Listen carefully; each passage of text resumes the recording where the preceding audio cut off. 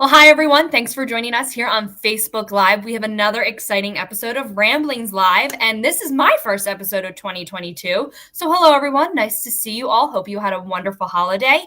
If you're joining us for the first time, or if you are an avid viewer, you know that we always have a question and a prize. So, if you look at that little scrolly word at the bottom, put this in the comments. Tell us your name, class year, and your true passion. My true passion, I don't know what my true passion is.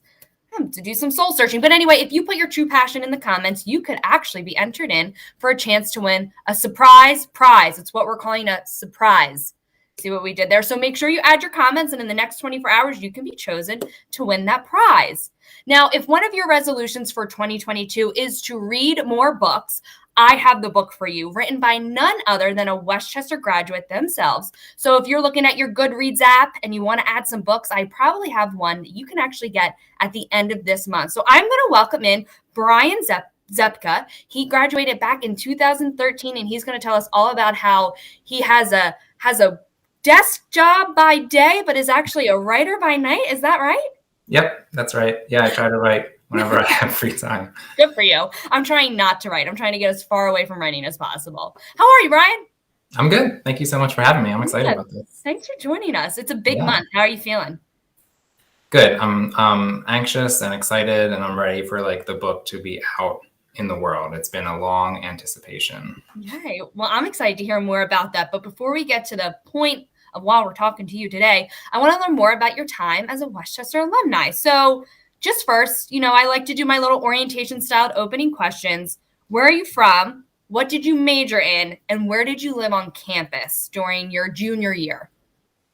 Yes. Well, so I'm actually from Westchester. I grew up kind of 5 minutes outside town, so I didn't stray too far for college.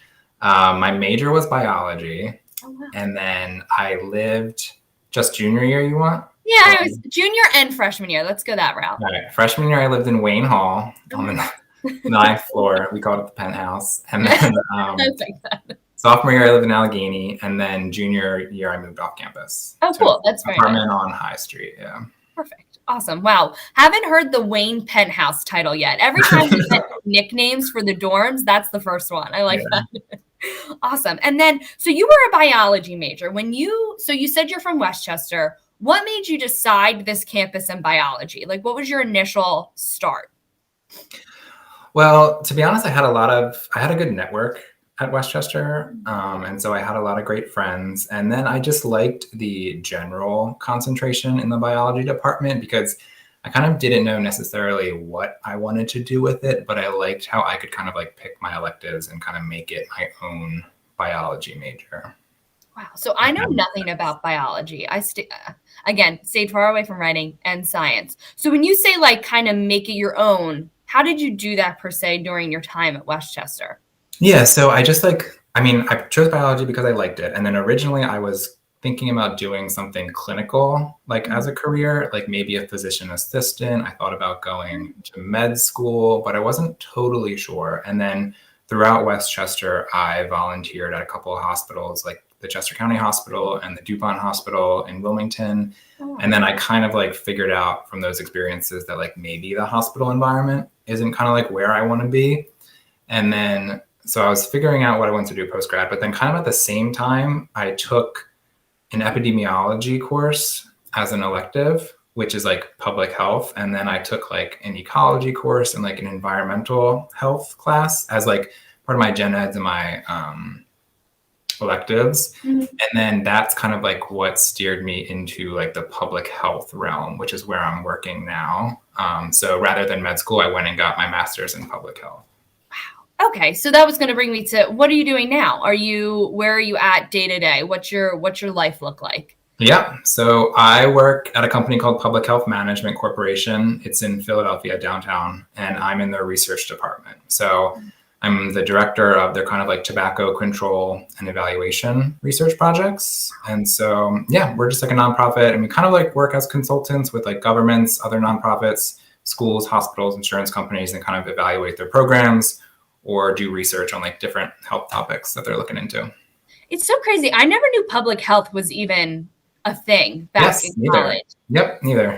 So obviously this is more targeted to maybe current students, but what would kind of be your like elevator pitch of public health? If somebody was like, I like medicine, I like the health world, I don't really know, how would you pitch it to them? Well, the thing that kind of like attracted me to public health was one, that it works more like on the population level as opposed to just like one person, which is like clinical care. So I really liked that. And then how I would like recommend public health to people is that it's so broad that you can do like so much. Like you can write public health policy in like the legislation, or you can work like as a nutrition educator. Just think like big picture things, or you can do research. And I really like to write, obviously. So that's kind of like why I gravitated towards like the research process. But really it's about like improving health on like the population level, which is like a simple way to say it. So these past 2 years, I guess you can say, have been a little crazy in your world, right? Yeah. I mean, it's been interesting to watch like the public health field. I don't necessarily work in anything related to COVID. Okay. We have like a couple COVID related projects, like about like vaccine hesitancy and things like that, research wise, but we're not like doing anything with like giving out the vaccine in my department or things like that. So, but it's definitely interesting to see how like the data has been tracked and how like they've been communicating the messages and all that. So definitely like it's been a big time for my field. Yeah, I could imagine, because that's the population as a whole. Yeah. Now, during your time at Westchester, was there a faculty member that had a strong influence on you kind of taking the public health route, or just your career as a whole doesn't have to be in public health? So I would say it was more like the classes. I don't think it was necessarily a certain professor, but it was like that group of classes that were not biology, but were more public health and environmental health. I think that was kind of like the wake up call, like, oh, maybe this is like the route I want to take kind of thing. That's cool. Yeah. If I knew that was a thing back then, I think I would have been interested in that, because I'm not very good at science, but the idea of like supporting a public and keeping them healthy sounds interesting. I like that. Yeah, definitely. Now, Brian, you are not an underachiever. So what are you currently doing now to enhance your public health career? Yeah, so I'm attending Johns Hopkins University, and I'm getting my doctorate in public health as well. So that's doing something part-time, kind of like online. So so it's crazy, because it sounds like you're very busy between your job and now getting your PhD, but it seems like you've maybe crafted some time to also write a novel. Mm-hmm. Yeah. Okay, whatever. Yeah, sure, do it. Give us the billboard of this novel coming out. Yeah, so this is going to be my first published novel, and it's called The Temperature of Me and You. There's the cover. I'm obsessed with the cover. I think it looks so good. So yeah, it's being published on January 25th of this month, so literally next week, by Disney Hyperion. And so, yeah, it's like kind of like this, it's a young adult novel. It's like a little bit of sci-fi, romance, mystery. It's a contemporary. It's kind of like all these genres that I love in one. But elevator pitches, it's just kind of about this ordinary boy named Dylan. And he's just kind of like going through the motions of life. He works at a Dairy Queen, just like doing his shifts and things. And then he kind of meets this extraordinary boy named Jordan, who happens to have a body temperature of 110 degrees Fahrenheit. So sounds like me, because I'm always hot. Yeah. But so like then Dylan kind of like, as they're hanging out, he kind of spikes this similar fever. And then they kind of have to figure out kind of like why they're like this, who's after them, and kind of everything that's going on within this like science fiction realm. So now, Brian, full disclosure, I know you from Friends. So I've seen this cover through social media. I've seen it on your page, and I have to admit, I love the cover. I've been so intrigued to hear your take on what it's about. And I am sparked. I'm excited. How did you come up with this idea? Like how does one sit down and write a book? Like, what's your process? So my process, I definitely think the idea comes to me. So I should say backstory is this is the third novel I've written, but the first one being published. Okay. So I actually started writing in college at Westchester, and it was something that I just kind of like kept to myself. I like literally didn't tell anyone that I did this. It was just kind of like my own personal like way to relax. Because I was fairly creative growing up. And then when I went to college, like biology is like lots of like technical science, like multiple choice tests kind of thing. So I needed like an outlet. And so I started writing. And then, yeah, so like, I feel like the idea always comes to me first, and then I just can like sit down and start writing. And the idea for this book came to me on like a commute. Just a couple of things happened. I can't really say too much without spoiling, No, I but get it. the way that the main character Jordan gets his powers is through some sort of like accident thing. So I can't like say too much, but it came to me on a commute. Now, when you're like thinking about it, do you write it down real quick in your phone notes app? Do you write it down on a piece of paper? Like, how do you collect your ideas, or are you just good in your mind and you just kind of keep it all up there? Yeah, so I definitely have to have a brief outline. I basically usually come up with like the first main points, and then like the climax, and then how it's going to end. And then I'll write like an outline in a Word document, and it's just like half a page, maybe just like bullets of like the main points. And then I start writing, and then I just kind of like connect the main points, and then it just fills in as I'm like writing. That's wild. Now, is it the Dairy Queen that I'm picturing on like Gay Street? Is that that's the Dairy Queen I'm picturing him working at in town? So no, it's actually the Dairy Queen. Well, I worked at a Dairy Queen in Wildwood Crest on the boardwalk. Yeah. That's kind of like where the inspiration comes from. But this one in this story, I kind of pictured as, do you know down Westchester Pike next to the Giant? It's like there's like a Burger King, a Wawa. Yes. And there's like a Giant. Yeah, I know exactly where you're talking. I hear you loud and clear. So it's in like a strip mall. That's like the inspiration. Yeah. So fun. Wow, this is so fun. I've never really met an author before. So did you experience writer's block at all? And how did you like fight it?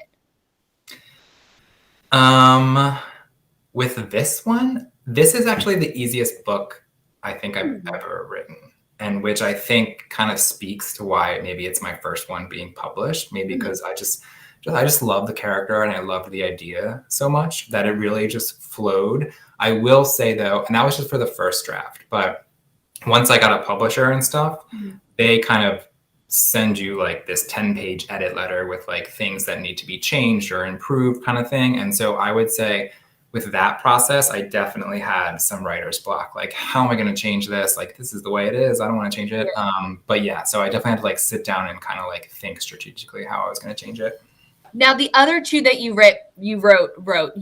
Oh my gosh! And sometimes I wonder how I graduated. The two that you wrote before this, did you go out to try and get them published, or were they just kind of like these are my outlets? I want to keep them sacred to me. Yeah, good question. So the first one I wrote was just purely for fun. That was just like kind of like a journal diary thing. I was just like not even thinking about publishing. Like I didn't even think like, oh, I should be an author kind of thing. But then the second one I wrote, I was like, wow, this is like kind of good. Like I love this book. And then it was right around the like dystopia boom of like fiction, like Hunger Games madness and all that stuff. It was a dystopian novel. And so I was like, I love reading these. Like it would be cool to like figure out how to publish this. And of course I had like no idea how to publish, but then went through the whole process, got a literary agent for that one.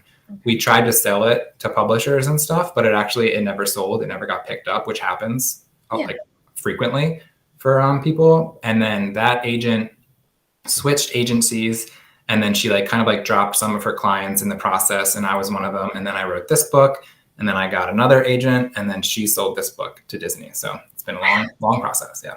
To Disney, like not like Disney, the big mouse, like the Mac Daddy. Yeah.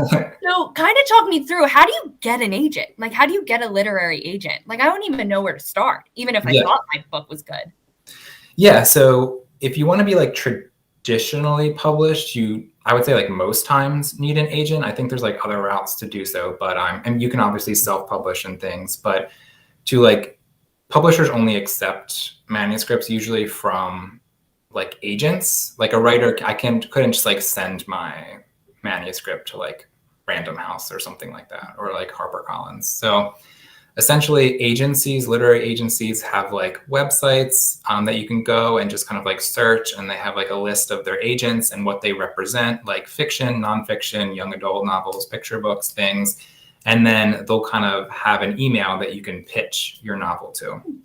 And there's also other websites that have this all in like one database. So the one that I use was actually querytracker.net. So you send, it's called a query, like Query. You send that, that's like your pitch. But querytracker.net, like literally just like has a list of every agent, and you can see in one place Oh, wow. their emails, what they require and stuff. So yeah, so you essentially write like a 200, 300 word pitch, email it to the agent, and then they'll be like, oh, this sounds interesting. Like, send me the manuscript. I might want to represent this. Or they'll just be like, no, this isn't like a fit for my list kind of thing.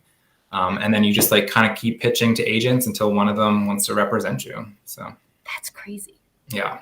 It's like the Wild West. It is. And it's like, it's tough sometimes. So many like rejections. But a rejection is normal in this publishing. I mean, that's the case with anything that you do. Yeah. You're going to get no's. So how did you stay positive through the no's? Like, how did you stay focused on getting that yes? Because I mean, thank goodness you did, because you got the yes from Disney. Yeah. I mean, sometimes it's just like little good things that happen that keep you motivated. Like if I would send like 15 pitches to different agents and like one of them was like, yeah, let me like take a look, and like 14 were no, I would be like, all right, one person's interested. So that means it like has to be like somewhat interesting. And so that would kind of like keep me going. So yeah. You could take that advice with anything that you do in life. Yeah. I like that. So obviously your biology focus in Westchester did not stray you to any type of like to failure, because you're obviously doing great. But do you ever look back on college and wish that you dived into writing a little bit more, or were there any activities that you were involved in that allowed you to lead in your interest while it maybe not being your major? Yeah. I mean, I was thinking about this, and like biology is hard. Like it's very time consuming. And I was just like thinking back to like what I did, but I like so much of my time at Westchester was like dedicated to like my classwork. Like, cause like biology, you have those like lectures, and then you have like the 4-hour lab on top of it and stuff. And so that was a lot. But I was in the pre-med club, and then I volunteered at the hospitals and things. And then so I was like doing that. But then with writing, I was just doing that like in my dorm or like in my apartment, just as like my side hobby. But yeah, like so much of my time, like I had to go to like tutoring for like organic chem. That was impossible. So hearing those words, I remember hearing people talk about organic chem all the time. And I'd be like, oh, my film criticism class is just as hard. Yeah. Not even close. Now, I know we talked about your book a little bit more. And obviously you had a lot that you juggled during Westchester. Now being a PhD candidate, having a job, about to release a book, how are you juggling it all? Yeah, I mean, definitely I've had to think about like my time management with this. Luckily, with The Temperature of Me and You, I kind of wrote that before my doctorate started. So my doctorate started in June of this past year. So I'm very early on, but I haven't really been doing much for The Temperature of Me and You besides like promo. Like we wrote it, we edited it all before this. So that's been nice.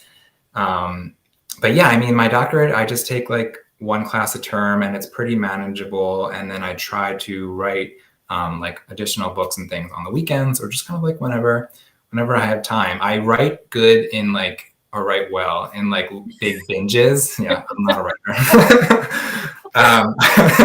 Okay, it makes me feel better about my last just fluke that just happened. Yeah.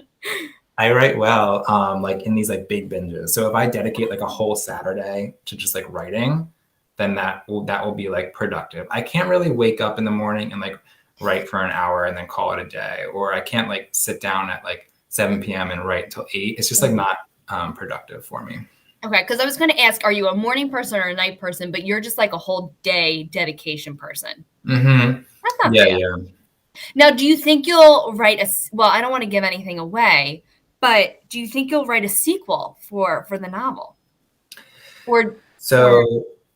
I think we're waiting to see kind of like how things go after this first one is released, but I have the sequel idea. So if people want it, then I can write it. But I mean, I'm ready to go. But yeah, nothing official with the sequel for this one. But I mean, it also is a great standalone too. So if a sequel didn't happen, I would be fine with that. But I finished another novel that my agent will be pitching this year as well, and it's not related to The Temperature of Me and You, but it's another YA novel, and it's kind of like a true crime mystery. So I'm excited for that one too. You had me a true crime. If there's even a crime, even if it's false crime, I don't even know what true crime stands for, but I love it. Now, for The Temperature of Me and You, are there any big book events coming up? And am I your first press release interview? Am I your first press interview? No.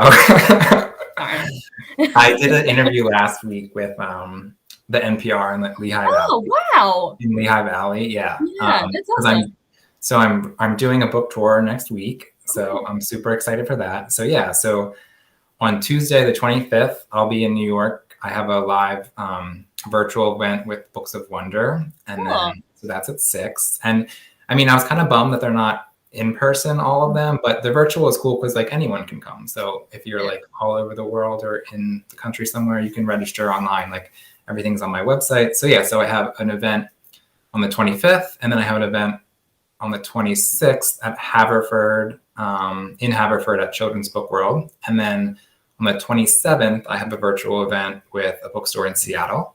And then on the 29th, I have an in-person signing at Inkwood Books in Haddonfield, New Jersey. So that's exciting. Cool. So people can come and get their book signed. Yeah, and then on the February 3rd, I have an in-person event at an LGBT center in Allentown. So that's kind of like why I did the NPR interview in the Lehigh Valley. So yeah, so I'm excited. Have you been practicing your book signing? Yeah, well, I actually had to sign. So they make these book plates. I don't know if you've ever heard of them, but essentially it's just like kind of like a little square label that an author signs, and then bookstores can give them out, or you can mail them so that people can put it in the front of their book. And it's kind of like they signed it. It's kind of like a collector's item thing. So I had to sign like hundreds of them for Disney. So that was cool. That's really cool. Now, I know that I don't know if you're an author that does this, but have you thought about it becoming a movie? And if so, who would you want to play the lead character? I mean, yes, I've definitely thought about that. It sounds so fun. That would be amazing. I actually think so first, Disney has the rights to the film and TV rights. And so that could potentially be a thing, but again, nothing with that. But awesome. I kind of picture it more as like a TV series. Okay. I think I would love to have like much more time dedicated to each chapter and each character. So I think that would be cool. Oh, I every time I watch a movie, I'm like, I wish I was a show so I could get more out of it. Now, do you know who you would want to play the lead? Like if you could pick anybody, like any actor, no monetary value or age or timelines needed, anybody. Well, I mean, I think I would have to pick like a teen or a younger actor. Yeah, I guess you're right. That's who I'd pick. Yeah, so like the main character is 16 in the book. Okay. But I think he's kind of like, he has like a vibe of like, do you know Joshua Bassett from High School Musical?